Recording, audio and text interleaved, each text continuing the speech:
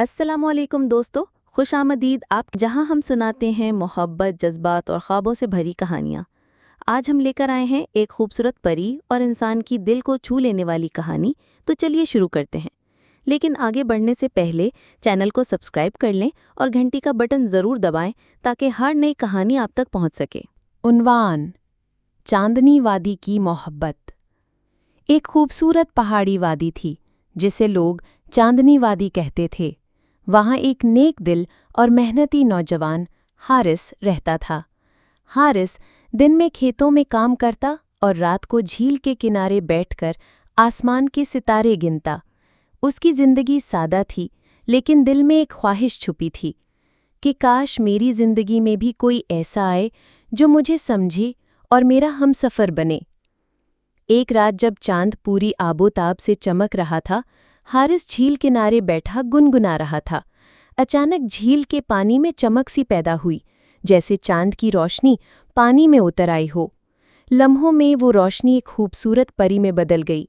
اس کے بال سنہری، آنکھیں گہرے نیلے اور لباس چاندنی سا سفید تھا۔ پری نے مسکرا کر کہا، میں لیانا ہوں، چاندنی وادی کی نگہبان۔ تمہاری آواز نے مجھے اپنی دنیا سے یہاں کھینچ لیا۔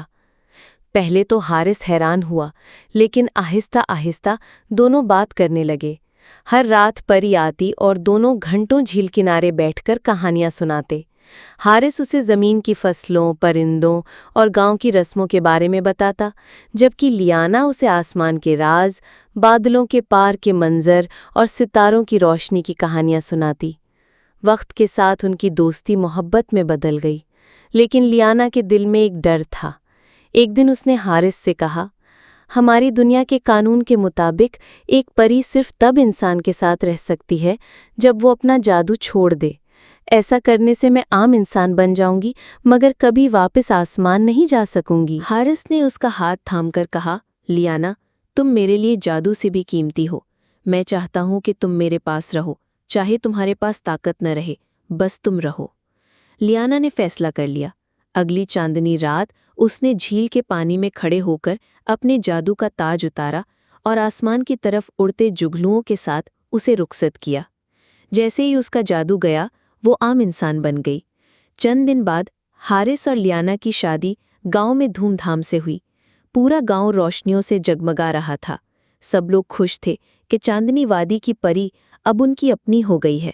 شادی کے بعد لیانا نے اپنے جادو کے باقی علم سے حارث کی زمین زرخیز کر دی۔ گاؤں کی کھیتیاں پہلے سے زیادہ ہری بھری ہو گئیں اور حارث جلد ہی علاقے کا سب سے امیر اور کامیاب کسان بن گیا۔ سال گزرتے گئے۔ حارث اور لیانا کے ہاں 2 بیٹیاں اور ایک بیٹا پیدا ہوئے۔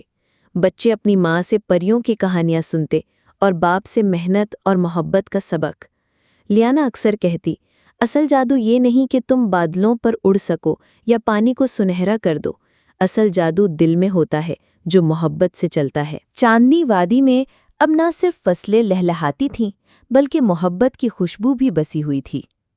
لوگ کہتے تھے کہ حارث اور لیانا کی محبت نے پوری وادی کو خوشیوں سے بھر دیا، اور جب کبھی رات کے آسمان پر ایک خاص ستارہ زیادہ چمکتا، حارث جان لیتا کہ یہ وہی لمحہ ہے جب لیانا کی پرانی دنیا سے کوئی انہیں دیکھ رہا ہے اور مسکرا رہا ہے۔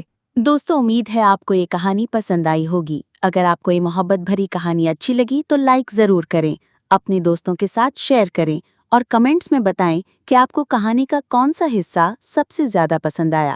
مزید دلچسپ کہانیاں سننے کے لیے چینل کو سبسکرائب کرنا نہ بھولیں۔ اگلی کہانی میں دوبارہ ملاقات ہوگی۔ اللہ حافظ۔